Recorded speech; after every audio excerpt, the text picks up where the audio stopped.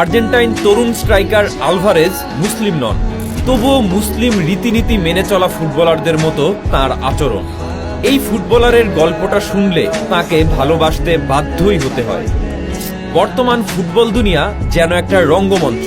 শরীরে ট্যাটু আঁকা কিংবা অ্যালকোহল পান করা ফুটবলারদের নিয়মিত ঘটনা।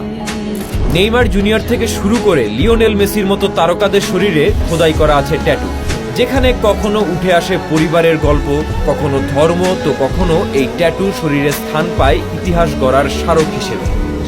আর্জেন্টাইন গোলকিপার এমিলিয়ানো মার্টিনেজ কাতার বিশ্বকাপ জয়ের স্মরণে ট্যাটু করিয়েছেন, কিন্তু সেখানে ব্যতিক্রম একজন, হুলিয়ান আলভারেজ। বিশ্বজয়ী এই স্ট্রাইকার তার প্রিয়তমা থেকে শুরু করে কাতার বিশ্বকাপ জয়ের ট্যাটুও শরীরে আঁকাননি। শুধু তাই নয়, তিনি কখনো মদও পান করেননি। ট্যাটু কিংবা মদ এগুলো থেকে নিজেকে চিরকাল সরিয়ে রেখেছেন তিনি।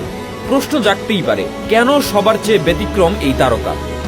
উত্তরটা দিয়েছেন তিনি নিজেই। খুব ছোটবেলায় তার বাবা তাকে বলেছিলেন, ট্যাটু কিংবা মদ এগুলো থেকে নিজেকে দূরে রাখতে হবে। আর বাবার সেই কথা এখন অবধি অক্ষরে অক্ষরে পালন করে চলেছেন এই তারকা। আর্জেন্টিনার রিভার প্লেট থেকে রাজকীয় ম্যান সিটির চৌকাঠ পেরিয়ে বর্তমানে নিজের ঠিকানা গড়েছেন স্পেনে। কিন্তু ইউরোপের এই রঙের দুনিয়াতে এসেও আলভারেজ অ্যালকোহল কিংবা শরীরে ট্যাটু করা থেকে নিজেকে সরিয়ে রেখেছেন। মস্ত বড় তারকা হয়েও বাবার কথা এখনো মেনে চলছেন বিশ্বজয়ী এই ফুটবলার।